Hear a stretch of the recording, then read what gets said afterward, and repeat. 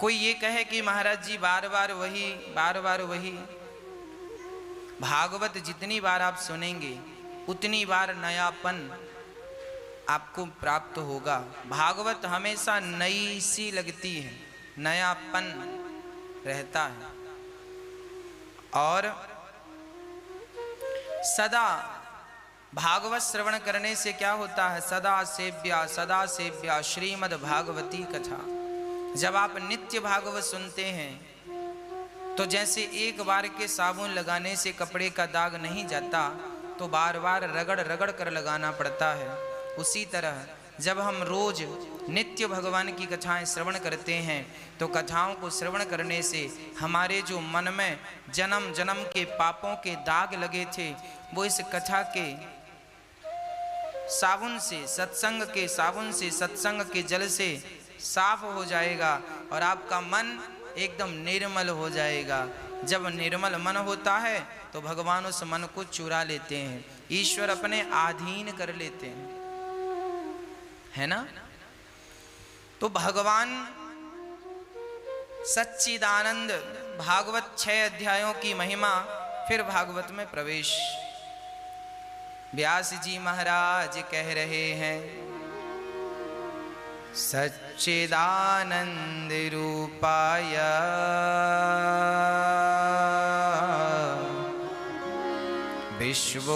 विश्वोत्पत्त्यादि Hathaway तापत्रय विनाशाय श्री कृष्णाय वयं नुमः। भगवान के स्वरूप के वर्णन से भागवत प्रारंभ होती है।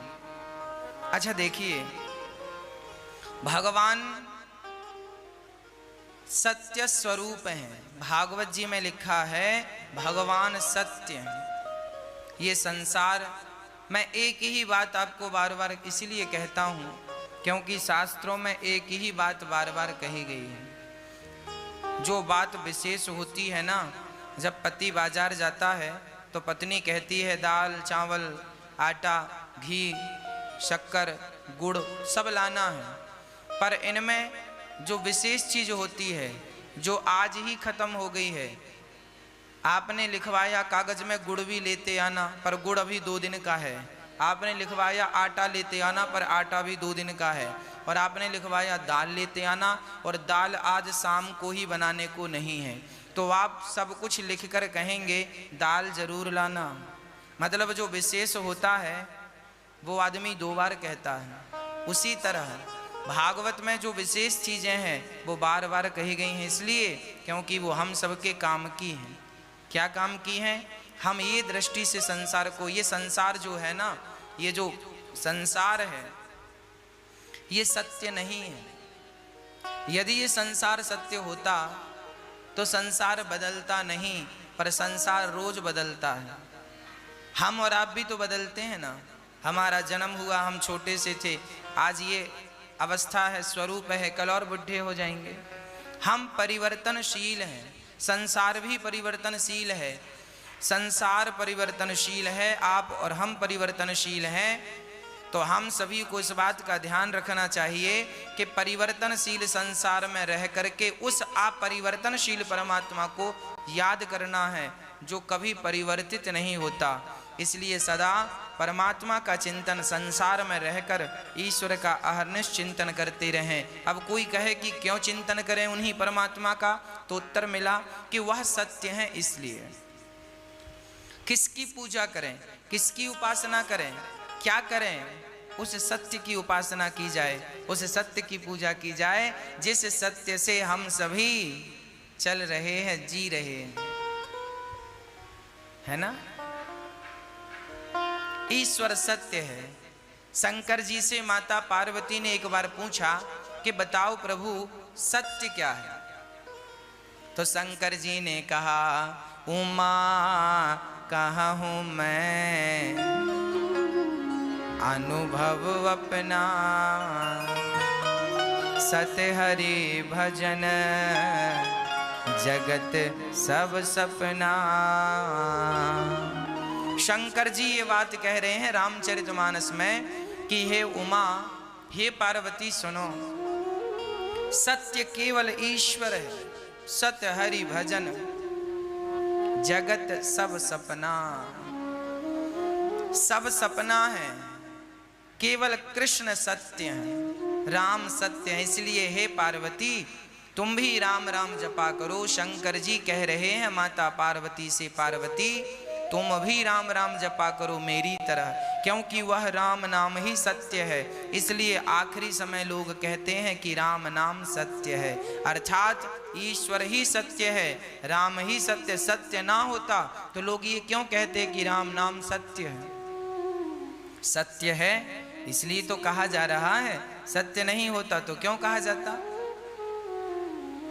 बस प्रभु भक्तों कि उस सत्य परमात्मा में मन लग जाए, ये न केन प्रकार, किसी भी प्रकार से उस परमात्मा में मन लग जाए, चित्त लग जाए। शंकर जी पार्वती को समझा रहे हैं, पार्वती ये संसार सत्य नहीं है। तो फिर पार्वती ने प्रश्न किया कि भोलेनाथ, यदि ये संसार सत्य नहीं है तो फिर दिख क्यों रहा है? भाई जो नहीं है वो दिखेगा कैसे? और दिख रहा है मतलब सत्य है। आप कह रहे हैं कि संसार सत्य नहीं है, अर्थात संसार असत्य है, असार है, असारः खलु संसारो, संसार सत्य नहीं है। यदि संसार सत्य ना होता तो संसार दिखाई क्यों पड़ता? तब शंकर जी ने माता पार्वती के प्रश्न पर समझाया, देवी उचित प्रश्न किया है आपने। ये संसार सत्य नहीं है पर सत्य जैसा लगता है। बोले कैसे?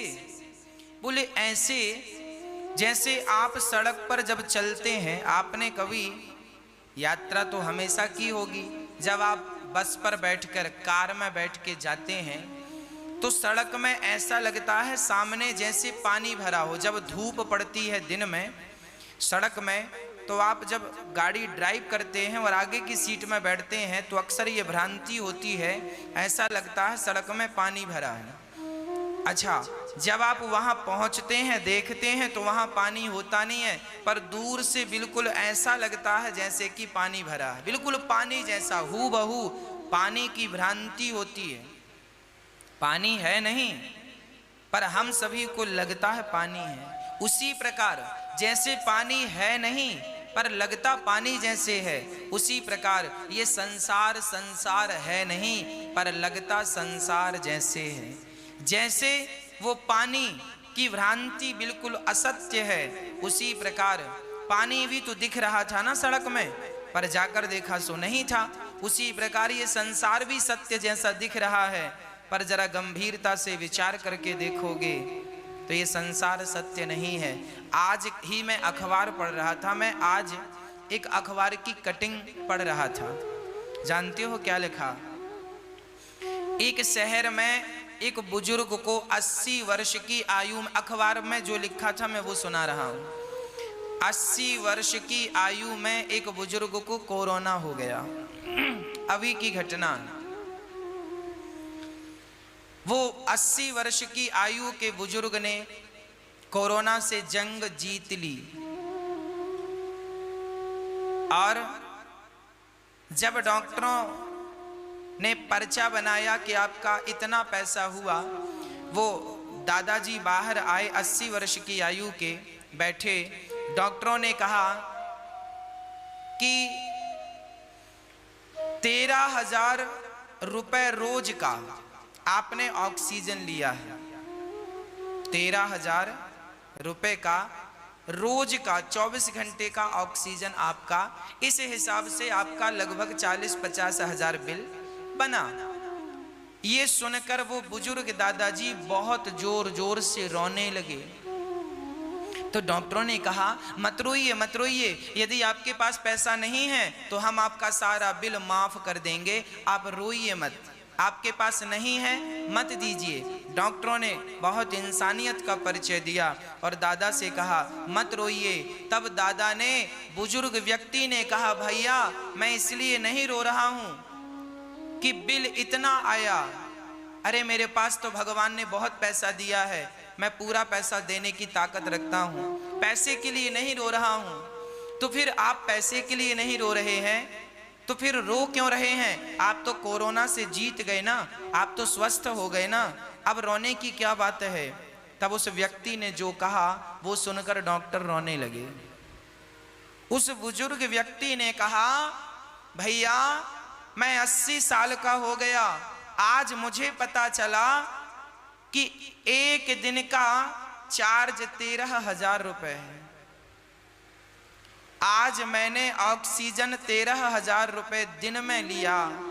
सोचो जब से जन्म लिया है तब से उस परमात्मा का रोज 13,000 का ऑक्सीजन ले रहा हूं। मैं तो इसलिए रो रहा हूं कि तुम्हारा बिल तो चुका दूंगा, उस परमात्मा का बिल कैसे चुकाऊंगा? इसलिए जीवन मिला है तो केवल उसका चिंतन कर लो, उसको याद कर लो, उसका भजन कर लो, इसी से उस परमात्मा का कुछ बिल कम हो जाएगा। नहीं तो किस किस बात का तुम बिल चुकाओगे उस परमात्मा का?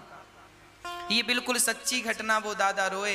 ये बात फिर अखबार में आई, हमने आज ही पढ़ा। किसी शहर की घटना है। प्रिय भक्तों, शायद आपको पता नहीं है, ये संसार ईश्वर ने बनाया है ना? इसलिए बनाया है कि कुछ दिन आप रहकर, भाई आप दिल्ली गए, आपकी जॉब लगी दिल्ली में, आपका कोई काम है कि 1 माह आपको काम करना है दिल्ली में, तो जब आप दिल्ली जाएंगे तो रहने के लिए वहाँ पर एक घर लेंगे कि नहीं? भले किराए से लें या होटल लें या कंपनी आपकी व्यवस्था करे, पर वहाँ आपको एक होटल लेनी पड़ेगी या किराए का घर। 1 महीना तो गुजारना है ना साहब। दिल्ली गए हैं आप, बेंगलुरु गए हैं, मुंबई, किसी भी शहर में आपको जाना है तो आप वहाँ घर लेंगे और लेकर के आप अपना काम करेंगे। आप वहां घर में रहने के लिए नहीं गए, काम करने गए हैं, पर काम करना है तो भी कुछ दिन घर में रहना पड़ेगा, आराम करना पड़ेगा, भोजन करना पड़ेगा, पानी पीना पड़ेगा, सब तो चाहिए। उद्देश्य क्या है? काम। गए किस लिए हैं? काम के लिए। पर जब काम के लिए गए हैं ना तो वहां पे एक होटल भी मिलेगी आपको, घर भी मिलेगा, पर ये याद रखिएगा जिस घर में आप रह रहे हैं वो घर आपका नहीं है। आप काम के सिलसिले में 1 माह के लिए गए तो आपने किराए का घर ले लिया 1 महीने के लिए, तो जिस घर में आप रह रहे हैं, जिस कमरे में आप रह रहे हैं वो आपका नहीं है, पर जितने दिन हैं आप उसका उपयोग करेंगे। बस इसी तरह ये संसार हमारा नहीं है, ये शरीर हमारा नहीं है, हम कुछ दिनों के लिए काम के सिलसिले में आए हैं। भजन करने के लिए, आत्म कल्याण करने के सिलसिले में परमात्मा ने हमें इस धरती में भेजा है। और भगवान ने ये जो संसार है ना, ये किराए का रूम बना करके दिया है, जाओ बेटा कुछ दिन रह के अपना काम धाम पूरा करके वापसी आना। पर हम इस संसार में आते हैं कुछ दिनों के लिए और हम संसार में आके इसे अपना मान लेते हैं। इसमें रहते रहते ऐसा लगने लगता है ये मेरा है, ये मेरा है, और यही मेरा मेरा यही दुख का सबसे बड़ा कारण बन जाता है। इसलिए इस संसार में रहकर उस परमात्मा को याद करो जिसने आपको फ्री में ऑक्सीजन दे रखा है। उस परमात्मा का शुक्रिया अदा करो, थैंक यू कहो उस परमात्मा को। बस कृष्ण कृष्ण नाम जप करके जितना भजन कर सकते हो, जितना स्मरण कर सकते हो उतना करो और परमात्मा का धन्यवाद दो, है ना? प्रिय भक्तों, जीवन में दुख कब आता है? आज व्यक्ति कहता है, लोग कहते हैं महाराज जी हम बड़े दुखी हैं। दुख का कारण जानते हैं क्या है? एक सज्जन, एक बूढ़े आदमी हमें मिल गए, वो बहुत रो रहे थे। हमने पूछा दादाजी क्या हुआ? आप क्यों रो रहे हैं? उन्होंने कहा महाराज जी क्या बताएं, हमारे कोई बच्चा नहीं था तो हमने एक अनाथ बच्चे को गोद ले लिया और अपनी सारी दौलत उस बच्चे के नाम कर दी, और वह बच्चा अब हमें मार मार के घर से निकाल रहा है, इसलिए हम रो रहे हैं। हमने कहा वाह, देखो, हमने कहा तुमने उस व्यक्ति को गोद ना लिया होता, तुमने उसे अपना ना माना होता, अपना ना बनाया होता, तो क्या ये दुख आता जो दुख आज वर्तमान में आया? उन्होंने कहा बिल्कुल ना आता। हमने कहा तुम व्यर्थ के लोगों को, जमाने के लोगों को अपना बनाते फिर रहे हो, यही तो दुख का कारण है। उस परमात्मा को अपना बनाया होता तो आपको ये दिन देखने ना पड़ते, ये दुख की घड़ियां ना आती। विडंबना यह है कि आज किसी के संतान नहीं है तो वो दूसरी संतान को गोद लेकर के और दुख मोल ले लेता है। ईश्वर ने तुम्हें झंझट से मुक्त रखा, ईश्वर ने तुम्हें झंझट से बिल्कुल मुक्त रखा था, पर तुम जबरदस्ती झंझट के पास चले गए। अब ईश्वर क्या करे? आप संसार के लोगों को अपना बनाएंगे तो दुख नहीं आएगा क्या? इसलिए मीराबाई कहती है कि संसार के लोग मेरे नहीं हैं, मेरे तो गिरधर गोपाल दूसरो न कोई। हम में और उनमें यही अंतर है, हम संसार के लोगों को अपना मानते फिर रहे हैं और वो भगवान को अपना मानती थी मीरा इत्यादि भक्त। हम आपसे निवेदन यही करते हैं, संसार के लोगों का व्यवहार तो किया जाए पर उन्हें अपना ना माना जाए। अपना मानना ही पाँव में कुल्हाड़ी मारना है और दुख का कारण है। इसलिए भगवान हमारे हैं, भगवान हमारे थे, भगवान हमारे हैं, हमारे थे और वही हमारे हैं, वही हमारे रहेंगे। इसलिए कहता हूं, संसार को सत्य समझने की गलती ना करना। संसार मिथ्या ही है, केवल कृष्ण सत्य है। इसलिए उस सत्य स्वरूप परमात्मा की, सत्यम परम धीमहि, उस सत्य स्वरूप परमात्मा की शरण में हम सभी को चलना चाहिए। भगवान चित स्वरूप है, अर्थात प्रकाश स्वरूप है। ईश्वर का प्रकाश ही है, इसलिए हम देख रहे हैं। हमारे भीतर जो देखने की शक्ति है, उस शक्ति के रूप में परमात्मा ही तो बैठा है। वो शक्ति चली जाए तो आंखें तो होंगी पर दिखेगा कुछ नहीं, शक्ति नहीं है ना। किसी को पैरालाइसिस हो जाता है, हाथ नहीं हिलता, हाथ तो है पर हिलता नहीं है, मतलब उसके अंदर में जो शरीर को हिलाने डुलाने की शक्ति थी, वो शक्ति उस अंग की निकल कर चली गई। शक्ति गई तो हाथ तो है पर तुम्हारा है भैया, अब उठा लो, तुम अपने बल से उठा सको तो तुम अपना हाथ भी नहीं उठा सकते। इसलिए केवल भगवान में अपना समर्पण कर दो, इसी से हम जीव मात्र की भलाई है। किस बात का हम घमंड करें, किस बात का अहंकार करें? साहब, श्वास भी तो हमारे अधीन नहीं है ना। भगवान सबके भीतर प्रकाश के रूप में बैठे हैं। आप जो देख रहे हैं वो ईश्वर ही है। इसलिए सबको भगवान जानकर सेवा करने लग जाओ। यदि आप सबको भगवान जानकर सेवा करेंगे तो आपको भी, आपका भी कल्याण हो जाएगा। आप सबकी सेवा करो। एक किसान था, एक दिन उसके द्वार पर कोई संत आए, कहा भैया जा रहे हैं तीर्थ यात्रा पर, पैदल हूं, हर गांव में भिक्षा मांग कर खा लेता हूं, सो भैया आज की रात यहीं गुजारनी है तो तुम्हारे द्वार पर ही आज हम विश्राम करेंगे, तो भोजन की व्यवस्था करो। किसान बड़ा धार्मिक था, उसने बढ़िया संत के लिए कच्चा दे दिया, आटा इत्यादि। संत ने कच्चा ही मांगा, कहा लो, संत ने बना करके उसे भोग लगाकर किसान को प्रसाद देकर ग्रहण कर लिया। संत ने सोचा कि इसका अन्न खाए हैं, कुछ इसकी सदगति। देखो संत के पास क्या है देने के लिए? संत के पास देने के लिए एक ही चीज है, बोले ईश्वर तक पहुंचने का उपाय, ईश्वर तक पहुंचने का रास्ता संतों को पता है, सो वही रास्ता सबको बताते रहते हैं। किसी की समझ में आता है तो उस रास्ते पर चल के वो ईश्वर तक पहुंच जाते हैं, किसी की समझ में नहीं आता सो नहीं पहुंच पाते। संत ने कहा किसान से, भैया तुम रोज 1 घंटा कीर्तन किया करो। किसान ने कहा सरकार ये काम नहीं हो सकता, मैं किसान हूँ और बहुत काम रहता है, पत्नी बच्चों में किसानी में समय बिल्कुल नहीं मिलता कि मैं 1 घंटा कीर्तन करूँ।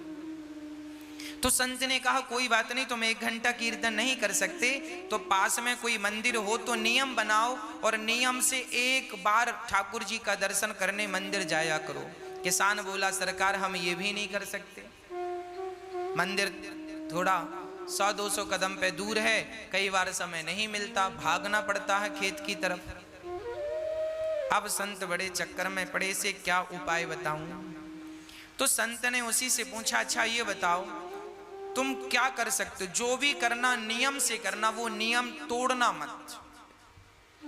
यदि तुम इस नियम से चलोगे तो तुम्हारी भी नैया पार हो जाएगी।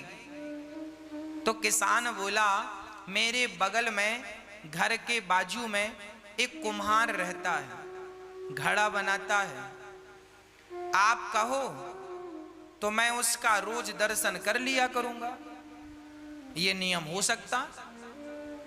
संत ने कहा ठीक है, तुम उस कुम्हार का दर्शन किया करो, नियम बनाओ कि कुम्हार का दर्शन किए बिना तुम भोजन नहीं करोगे, नियम बनाओ।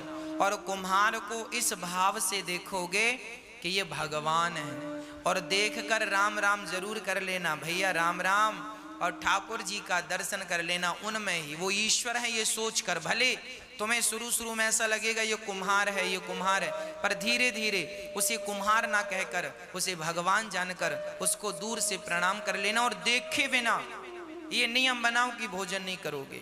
किसान बोला ये ठीक है, ये मेरे बगल में है, मैं रोज देख लिया करूंगा, कोई ज्यादा वक्त नहीं लगेगा। संत चले गए। अब वो किसान रोज कुम्हार को देखता और भोजन करता। पत्नी बोलती भोजन तैयार है, बोले अभी आता हूँ देख कर। कुम्हार को जाकर देख लेता और भोजन करने बैठ जाता, फिर अपने काम करता। रोज का नियम था उसका। एक दिन उसने कुम्हार को देखा, सो कुम्हार नहीं था। तो कुम्हार की पत्नी से किसान ने कहा क्यों जी तुम्हारे पति कहाँ हैं, कुम्हार भाई कहाँ हैं? बोले वो तो आज मिट्टी खोदने गए हैं। अच्छा, किसान मिट्टी खोदने गया। पत्नी बोली किसान की आओ भोजन ठंडा हो रहा है, भोजन कर लो। किसान बोला वो कुम्हार से मैंने आज राम राम नहीं की, भोजन नहीं कर सकता, अभी आता हूँ। तो कुम्हारिन से पूछा वो किस तरफ गया है? बोले फलाने खेत में मिट्टी खोदने गए हैं। तो वो किसान दौड़ा।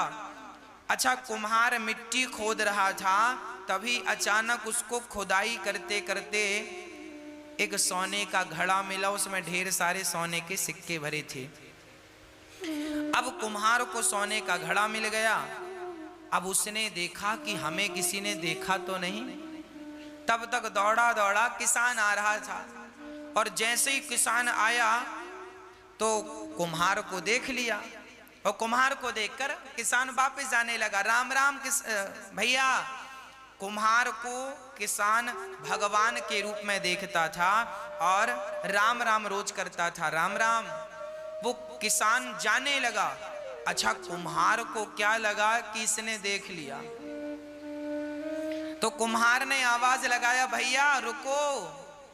तो किसान ने कहा ना, रुकने की जरूरत नहीं है, हमने तो देख लिया। किसान तो ये कह रहा था कि हमने तुम्हें देख लिया, पर कुम्हार को लगा इसने सोने का घड़ा देख लिया। तो फिर आवाज लगाई कुम्हार ने, सुनो देख लिया है सो किसी से कहना मत, आधा तुम रख लो आधा हम रख लेते हैं। तो किसान रुका, बोली किसकी बात कर रहा है? किसान गया और जाकर देखा तो दोनों देख के दंग रह गए। ढेर सारा धन उन्हें जमीन के भीतर गड़ा हुआ मिल गया। दोनों ने आपस में बांटकर उस धन से साधु संतों की सेवा स्टार्ट करी। और उस किसान ने पूरी बात बताई कि एक संत को मैंने केवल एक दिन का भोजन कराया, उस भोजन कराने का फल यह है कि उन्होंने मुझे नियम में बांध दिया, और आज उस नियम में बंधने के कारण विधाता ने मेरी सारी दरिद्रता दूर कर दी, मेरा धन धान्य से घर भर दिया। एक बार किसी भूखे व्यक्ति को भोजन कराने का ये फल है कि देर सवेर ईश्वर तुम्हें धनवान बनाएंगे बनाएंगे बनाएंगे। आप एक नियम बनाओ कि रोज भगवान का कीर्तन करेंगे, रोज भगवान का नाम जपेंगे। बिना नाम जपे, बिना कीर्तन किए, बिना ईश्वर का दर्शन किए भोजन ग्रहण नहीं करेंगे। ये नियम, जो व्यक्ति नियम से चलता है उसे भगवत प्राप्ति निश्चित होती है। इसलिए नियम जरूरी है जीवन में। संयम और नियम, संयमी बनो, भोग और विलास से मन को हटाओ और ईश्वर के प्रेम के नियम में बंध जाओ। यही है आनंद। जब व्यक्ति आनंद चाहता है तो भगवान की शरण में जाए तो सारा आनंद से उसका जीवन तन मन भर जाए। विश्वोत्पत्त्यादि है तबे भगवान क्या करते हैं? विश्व की उत्पत्ति, पालन और संहार करते हैं। भगवान का काम है विश्व की उत्पत्ति, पालन और संहार, है ना। भगवान की शरण में जो है उनका बाल भी बांका नहीं होता। तापत्रय विनाशाय दैहिक दैविक भौतिक तापा, राम राज्य काहू नहीं व्यापा। 3 प्रकार के दुख सबके जीवन में होते हैं। कोई तन दुखी, कोई मन दुखी, कोई धन बिन रहते उदास। थोड़े थोड़े सब दुखी, सुखी राम के दास।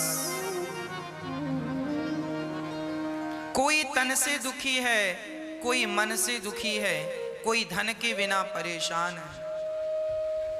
आज सब ही दुखी हैं। कोई तन से दुखी, कोरोना तन से ही तो दुखी कर रहा है। कोई तन के लिए परेशान, तन से दुखी है। कोई मन का रोगी है, मन की इच्छाएं अधूरी रह गई तो डिप्रेशन आ गया। मन में बड़ी चिंता है, मन में बड़ी टेंशन है। हमें बड़ा आश्चर्य लगता है तब जब लोग ये कहते हैं महाराज जी हमें बड़ी चिंता है। हमें सुनकर बड़ा आश्चर्य लगता है तब जब लोग ये कहते हैं कि फला व्यक्ति डिप्रेशन में चले गए। मैं बिल्कुल अपनी प्रैक्टिकली बात कर रहा हूं। मुझे बहुत आश्चर्य लगता है जब ये कहते हैं लोग गुरुजी बड़ी चिंता है। मैं आपसे पूछना चाहता हूं, बताइए आपको किस बात की चिंता है? क्या चिंता है आपको? जो हो रहा है क्या वो तुम्हारी मर्जी से हो रहा है? नहीं, ईश्वर की मर्जी से हो रहा है। अच्छा, जो कल हुआ क्या वो तुम्हारी मर्जी से हुआ? वो भी ईश्वर की मर्जी से। और कल जो होगा वो भी किसकी मर्जी से? क्या तुम्हारी और हमारी? अरे वो भी विधाता की मर्जी से। जब उसी की मर्जी का हो रहा था, उसी की मर्जी का हो रहा है और उसी की मर्जी का होना है, तो तुम किस बात की चिंता कर रहे हो भैया? क्यों दुबले हो रहे हो चिंता कर करके? क्या चिंता है? जो होना है वो होके रहेगा। चिंता मत करो, परमात्मा का चिंतन करो। नेगेटिविटी मिटा दो। नेगेटिव जो सोच है आपकी, नकारात्मकता है, समाप्त कर दो। सदा पॉजिटिव रहा करो, सकारात्मक रहा करो। हम चिंता क्यों करें? क्या हमारे सोचने से, हमारे चिंता करने से क्या कोई समाधान निकलता है? यदि निकलता है तो हम चिंता करें। जो व्यक्ति चिंता कर रहा है, इसका अर्थ यही है कि उसे विधाता पर, भगवान पर भरोसा नहीं है। यदि भरोसा होता तो आप चिंता ना करते, आप चिंतन करते, हे नाथ, होगा वही जो मेरे परमात्मा को, मेरे कृष्ण को मंजूर होगा। जो होना है होके रहेगा, तो आप समर्पण उनमें कर दो। क्यों चिंता कर रहे हो? सब बढ़िया होगा। आप तो केवल प्रसन्नता से ईश्वर का दर्शन करो, उनका नाम जपो, सब अच्छा होगा। होठों पे मुस्कान बनाए रखो। मैं आपसे निवेदन करूं, एक संकल्प हम सबको लेना चाहिए, सदा प्रसन्न रहने का संकल्प लेना चाहिए। सदा प्रसन्न रहो। सच्चिदानंद रूपाया, ईश्वर आनंद के स्वरूप हैं। एक बात बताओ, जो भक्त सदा मुस्कुराता रहता है, प्रसन्न रहता है, भगवान उस पर जल्दी प्रसन्न हो जाते हैं।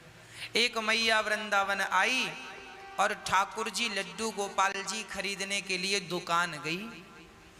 तो लड्डू गोपाल जी की दुकान में जाकर दुकानदार से कहा, भैया वो वाले ठाकुर जी दो, वो वाले कृष्ण दो।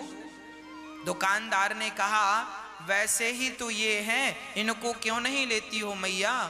तो मैया ने कहा, भैया वो वाले गोपाल जी की ना स्माइल ज्यादा है, वो ज्यादा मुस्कुरा रहे हैं, तो हमें वो अच्छे लग रहे हैं। आप भी मूर्तियां खरीदते हैं, आप भी जब गोपाल जी खरीदते हैं ना, तो एक बार उनकी मुस्कान पे जरूर नजर डालते हैं। जिन ठाकुर जी की मुस्कान ज्यादा होगी, आप उन्हें ही पसंद करते हैं। जब भक्त को भगवान मुस्कुराता हुआ अच्छा लगता है, तो भगवान भी कहते हैं कि मुझे भी मुस्कुराता हुआ भक्त बहुत अच्छा लगता है। जो सदा मुस्कुराता है वो ईश्वर की हर हाल में पूजा ही करता है। इसलिए डिप्रेशन, चिंता छोड़कर ईश्वर के भरोसे रहकर सदा मुस्कुराइए, सदा प्रसन्न रहिए, सदा आनंद में रहिए।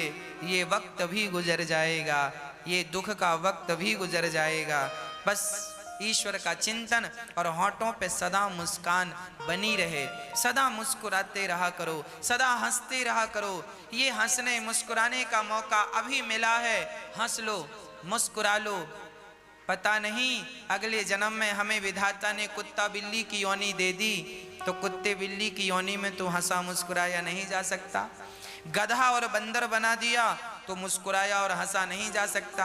ना जाने कौन सी अगली योनि मिल जाए और हम हंसने और मुस्कुराने के लिए तरस जाएं। अभी अवसर है, अभी मुस्कुरा कर ईश्वर का धन्यवाद करो, तो आपकी गति बिगड़ेगी नहीं। और आप अभी से बंदर का मुंह बना के बैठेंगे तो अगले जन्म में भगवान बंदर ही बनाएंगे। कई लोग ना हम देखते हैं हंसते ही नहीं, बैठे हैं बंदर का मुंह बना के। एक सज्जन, उनको 1 महीने में 2 लाख रुपए का फायदा हो गया। पड़ोसियों ने कहा, किसी ने कहा क्यों, आप तो बड़े प्रसन्न होंगे, आपको तो 2 लाख का फायदा हुआ। उन्होंने कहा, काहे की प्रसन्नता, हम तो बड़े दुखी हैं। बोले, काय बात का दुख है? बोले, हमारे पड़ोसी को 4 लाख का फायदा हो गया, हमें तो 2 का ही हुआ। लो, फायदा हो गया फिर भी वो उदास हैं, फिर भी मुस्कुरा नहीं। ऐसों को भगवान बंदर ही बनाएंगे। जाओ, गधा बना देंगे। तुम तो कभी हंसते नहीं थे। अरे भगवान ने ये मनुष्य का तन दिया है हंसने के लिए, खिलखिलाने के लिए, मुस्कुराने के लिए, और आप बस रोते ही रहते हैं टेंशन में, दिन रात टेंशन। भगवान जाने काहे की टेंशन है आपको। जो होगा वो होगा, उसे ना आप रोक सकते हैं ना मैं। होनी तो होके रहे, अनहोनी ना होए, और जाको राखे राम जी, मार सके ना कोई। हाँ जी, भगवान पे भरोसा हो, अटूट भरोसा हो, वो भरोसा हो जो टूटे ही ना। हम संसार के लोगों को देखते हैं, भरोसा वो बनाते हैं थोड़ी सी मुसीबत आई तो भरोसा तोड़ देते हैं। थोड़ा सा संकट आया, संसार का व्यक्ति थोड़ा सा भी संकट बर्दाश्त नहीं कर पाता। संकट आया और उसका भरोसा टूटा, अरे भगवान की जो इतनी भक्ति की पर क्या मिला। लोग ये कह देते हैं। भगवान भी बहुत मुस्कुराते होंगे, वाह। एक रिक्शे वाले से एक व्यक्ति ने कहा, भैया स्टेशन जाओगे? रिक्शा वाला बोला, चलेंगे साहब। कितना पैसा? रिक्शा वाला बोला, 30 रुपए लगेगा।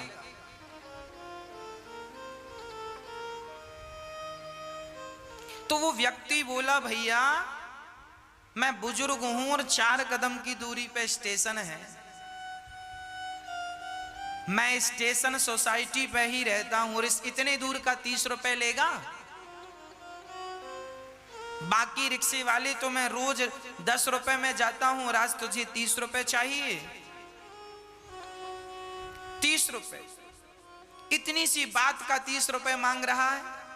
दूसरे रिक्शे वाले उस बुजुर्ग ने कहा, जा हम तेरे रिक्शे में नहीं बैठते। पीछे रिक्शे आया, उसने फिर पूछा, भैया स्टेशन तक जाना कितना?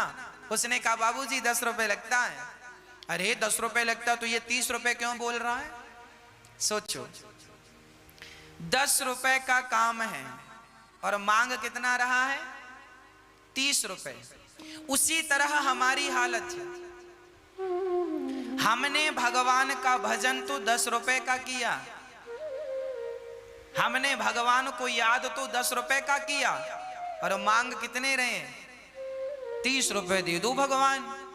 16 सोमवार का व्रत किया है, अब 16 सोमवार के बदले मांगा क्या? बहू को बेटा ही होना चाहिए। भगवान शंकर जी बेटी ना हो। 2 बेटी ऑलरेडी, हमने बड़ी श्रद्धा से पूजा किया, पूजा करी 10 रुपए की और बेटा मांग रही है 30 रुपए का। अब देख लो, लोग अपना बजट नहीं बढ़ाते हो, भगवान से बड़ा बड़ा बजट मांगते हैं। अरे भैया, आप भी भगवान से प्रेम ज्यादा करो, प्रेम ज्यादा करो, भक्ति ज्यादा करो। आप अपना बजट बढ़ाओ। जब प्रेम का, भक्ति का बजट बढ़ेगा तो आपको मांगने की जरूरत ही नहीं पड़ेगी। भगवान स्वयं बिना मांगे आपको देते रहेंगे। और भगवान तो सबके माता पिता हैं, उनसे कुछ मांगने की जरूरत नहीं पड़ती। वो सर्वांतर्यामी हैं, वो सब कुछ जानते हैं। आपके बिना कहे समझ लेते हैं कि आपको किस चीज की जरूरत है। आप सच्चा प्रेम कीजिए, भगवान आपको सब कुछ देंगे, है ना। सदा मुस्कुराइए, सदा ईश्वर का धन्यवाद कीजिए, शिकायत कभी ना कीजिए। क्या सुदामा जी के जीवन में शिकायत थी?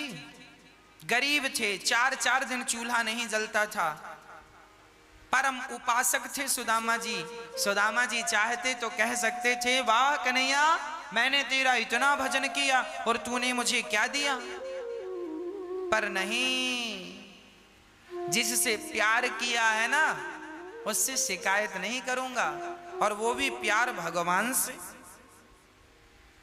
कोई शिकायत नहीं। जहां प्रेम है वहां शिकायत नहीं है, और जहां शिकायत है वहां प्रेम नहीं है। इसलिए भगवान कहते हैं, राम ही केवल प्रेम प्यारा, मुझे केवल प्यार करो, मुझे पैसा हीरा मोती सोना चांदी मत दो, फूल फूल फल मुझे कुछ मत दो, दूध दही मुझे कुछ मत दो, पर मुझे केवल भक्त प्यार करे। भगवान प्रेम का भूखा है। अरे प्रेम करने से तो भगवान बिक जाते हैं। कोई खरीदना चाहे सो उसे खरीद ले। केवल प्रेम, राम ही केवल प्रेम प्यारा, जान ले जो जानने हारा। भगवान हमारा सारा दुख हर लेते हैं। कोई तन से दुखी है, भगवान की शरण में जाए सो तन अच्छा हो जाए। एक सज्जन हमसे बोले, गुरुजी ये बात लगभग 2 वर्ष पुरानी है, 2-2.5 वर्ष पुरानी बात हम आपको कह रहे हैं। एक सज्जन ने हमसे कहा, महाराज जी बुजुर्ग थे, उन्होंने कहा कि डॉक्टर ने हमसे कह दिया था कि अब आपका जीवन पूरा होने को है, कभी भी प्राण निकल जाएंगे। तो उन्होंने कहा जब कभी भी प्राण निकल जाएंगे तो हॉस्पिटल से छुट्टी कर दो। उन्होंने कहा घर जाइए। अब वो घर आ गए। वो दादाजी कथा सुनने आए और पर्सनल हमसे मिले और उन्होंने कहा महाराज जी 3 साल पहले डॉक्टर ने कहा था कि तुम्हारा शरीर कह रहा है कि कभी भी प्राण निकल जाएंगे, पर महाराज जी देखो मैं भगवान की कथाएं निरंतर सुनता था, कीर्तन निरंतर करता था, तो आज 3 साल हो गए, अभी मैं स्वस्थ हूँ, काम भी कर लेता हूँ। डॉक्टर कह रहे थे कभी भी तुम अब मर जाओगे और 3 साल से मैं स्वस्थ हूँ, काम कर रहा हूँ। डॉक्टरों के हिसाब से तो मैं मर गया हूँ, अब तो भगवान की दी जिंदगी को आनंद से जी रहा हूँ, इसलिए जो जिंदगी है उन्हीं के नाम कर दी है मैंने जिंदगी। हाँ जिंदगी अब तो मेरी तेरे नाम सावरे, जिंदगी अब तो मेरी तेरे नाम सावरे। बची हुई जिंदगी भगवान के नाम कर दो। जब हम जिंदगी भगवान को सौंपते हैं, उनके नाम कर देते हैं, उनकी चिंता है। इसलिए कोई तन दुखी कोई मन दुखी, कोई धन बिन रहत उदास, थोड़े थोड़े सब दुखे सुखे राम के दास। कोई तन से दुखी कोई मन से, कोई धन के बिना। सुखी कौन? जो भगवान के भरोसे हैं। जो भगवान के भरोसे हैं वो बहुत सुखी हैं। इसलिए भरोसा किसका? केवल कृष्ण का भरोसा। मुझे और किसी के भरोसे की जरूरत नहीं है, किसी के भरोसे की चाहत नहीं है, भरोसा केवल कृष्ण का है। ऐसे भगवान जो हमारे समस्त दुखों का नाश करते हैं, ऐसे भगवान को, श्री राधा सहित कृष्ण को श्री कृष्णाय वयम नुमः, ऐसे भगवान को हम हृदय में बसाते हैं। यम प्रव्रजन्तमनुपेतमपेत कृत्यम, द्वैपायनो विरह कातर आजुहाव, पुत्रेति तन्मयतया तर्भुभिने दुस्तं सर्वभूत हृदयं मुनिमानतोऽस्मि।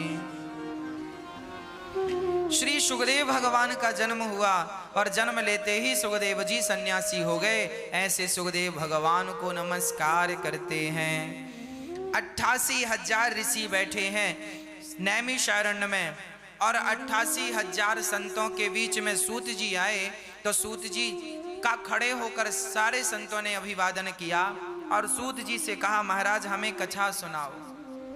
सूत जी ने कहा आप हम सबका सम्मान खड़े होकर क्यों करते हैं? बोले धन वृद्धा बल वृद्धा आयुर्वृद्धा तथैव च ते सर्वे विज्ञान वृद्धाश्च किंकरा शिष्य किंकरा। कोई धन में बड़ा हो तो धनवान कहलाता है, बल में बड़ा हो तो बलवान कहलाता है, आयु में बड़ा हो तो आयुवान कहलाता है, पर जो ज्ञान में बड़े हैं वो सबसे बड़े माने जाते हैं। आपकी आयु 20 वर्ष की है और आप ज्ञान में सर्वश्रेष्ठ हैं, इसलिए आप पूजनीय है, आप वंदनीय हैं। आपको हम वंदन करते हैं, आपका स्वागत करते हैं। सौनक आदि ऋषियों ने सूत जी से कहा हमें यह बताओ कि हमें कृष्ण की प्राप्ति कैसे हो। ऐसी कथा सुना दो सूत जी जिससे भगवान मिल जाए। देखिए जब भी कोई संत मिले तो उनसे भगवान को पाने का ही कोई मंत्र लीजिएगा, भगवान को पाने का ही कोई रास्ता पूछिएगा। कोई सांसारिक बातें मत कीजिएगा साधु संतों से। ये सांसारिक तुच्छ विषय, संसार का तुच्छ सा सुख, इसके पीछे भागने वाला जीवन भर भागे तो भी दुखी ही रहता है। और कोई भगवान के लिए 10-20 कदम रख ले तो उसका कायाकल्प हो जाता।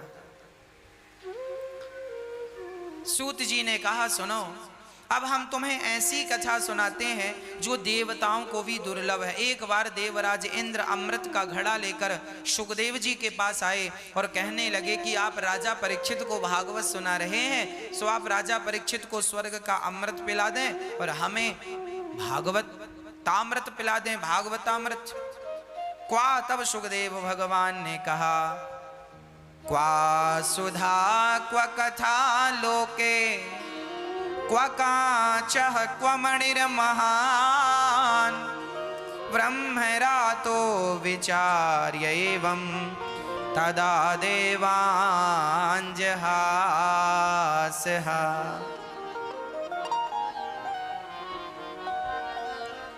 अच्छा, इंद्र ने बड़े बहाने से कहा। अच्छा, लोग ना बड़ा बहाना बना, कई बार ना कुछ काम बहाने से हो जाता। एक बार एक घर में ना पति पत्नी थे और उनके यहाँ अचानक एक मेहमान आ गए।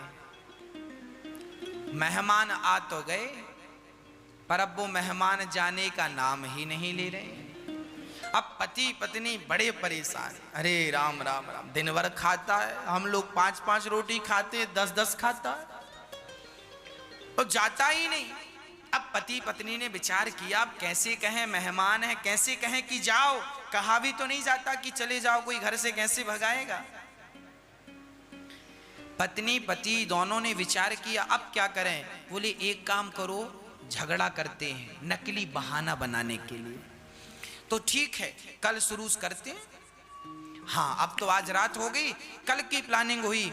उन्होंने सवेरे होते ही झगड़ा किया। पत्नी बोली, सुनो जी, मैं जा रही हूं मायके, अब मैं भोजन नहीं बनाऊंगी, जब देखो डांटते रहते हो। पड़ोस वो मेहमान बाहर बैठे सुन रहे थे। अब पति भी डांटता हुआ, हाँ बड़ा मायके की धमकी, जाओ चली जाओ, क्या हम बनाकर खा नहीं सकते। अब वो उन्हें डांटे, वो उन्हें डांटे, वो झूठ मूठ का वो झूठ मूठ का पत्नी लगी रोने रोने, जोर जोर से रोने लगी। मेहमान को लगा, हे भगवान आज तो कुछ मिलेगा नहीं खाना पीना। तो मेहमान ने आवाज लगाई, सुनो हम जा रहे हैं। मेहमान चले गए। तब तक पति बोला, सुनो गए, अब मत रो, अब काहे रो रही हो, हमने कोई जानबूझकर थोड़ी डांटा, हमने तो ऐसे ही डांटा, सच्ची का थोड़ी डांटा, झूठ का डांटा। तो पत्नी बोली, हाँ हम भी सच्ची का थोड़ी रो रही हैं, हम तो झूठ का रो रही हैं। तब तक मेहमान आके बोला, हम भी सच्ची के थोड़ी गए थे, हम भी झूठ की तो गए थे। तुम सच्ची का डांट नहीं रहे थे, तुम सच्ची का रो नहीं रही थी, तो हम भी सच्ची के नहीं गए, हमें पता था कि तुम बहाने कर रहे हो। मेहमान आए, बोले चलो भूख लगी है बनाओ। अब वो लगी बनाने। कई बार काम बहाने से हो जाता है पर कई बार नहीं भी होता। तो ऐसा ही है कि बहाने से इंद्र बहाना लेके आए कि स्वर्ग का अमृत आप पिला दो परीक्षित को और हमें कथा अमृत पिलाओ, कथा का अमृत पिलाओ। बहाने की बात याद आई, सो मुझे एक बहाना और याद आ गया। एक बूढ़ी मैया थी, उनके घर एक साधु आए। साधु को देखकर मैया ने कहा, महाराज बैठो, हम आपको भोजन कराएं। भोजन कराएं। संत बोले, हाँ हाँ हम तब तक पूजा कर रहे हैं, आप भोजन बनाओ। अब वो बूढ़ी माँ बड़े प्रेम से बहुत बढ़िया भोजन बनाए और भोजन बना के संत को कहा बैठो। अब संत ने कहा ठीक है, हम बैठ गए। मैया ने थाल में सब कुछ, दाल चावल खीर सब्जी पूड़ी रोटी सब बनाया था, सब परोसा। पर बेचारी पापड़ परोसना भूल गई। पापड़ भी बनाया था पर चूल्हे के पास ही पापड़ अब इतना परोसा तो बेचारी भूल गई। और अब वो महात्मा खाते खाते उनकी नजर पापड़ पे गई। अब वो खा रहे हैं सब, पर बार बार उनका ध्यान पापड़ में है कि पापड़ भी मिल जाता, पर कहें कैसे कि पापड़ दे दो। तो उन्होंने बहाने से कहा, मैया आज हम आ रहे थे ना तो एक बड़ा सांप मिला। अच्छा कितना बड़ा सांप था? बोले ज्यादा बड़ा नहीं था, यहां से हमारी थाली से लेके वो पापड़ की थाली तक इतना बड़ा सांप था। अब मैया ने पलट, अरे महाराज हम तो पापड़ देना भूल गए। हाँ हाँ मैया दे दो। अब उसने पापड़ दिया। इनका काम बहाने से बन गया, पर उस बेचारी का काम बहाने से नहीं बना, मेहमान गए ही नहीं। इंद्र का भी काम बहाने से बन जाता, पर ज्यादा ही अहंकार में कह दिया कि हम अदला बदली करने आए हैं। सुखदेव जी ने कहा ये व्यापार नहीं, ये तो प्यार की बात है। हाँ यदि प्रेम है तो प्रेम से सब मिल जाएगा, और प्रेम नहीं है तो बिना प्रेम के क्या मिलेगा। इंद्र से कहा तुम प्रेमी बनकर आते तो हम, सुखदेव जी कह रहे हैं, हम तुम्हें सुना देते कथा, पर तुम सौदागर बनकर आए हो। ये कथा प्रेमियों की तो है पर ये कथा सौदागरों की नहीं है। इंद्र को वहां कथा नहीं सुनाई गई।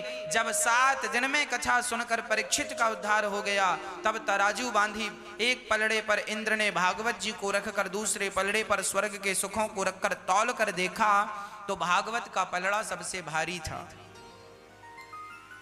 भागवत जी का पलड़ा सबसे भारी था। इंद्र अहंकारवश हाथ जोड़कर बोले, प्रभु क्या हमसे कोई अपराध हो गया?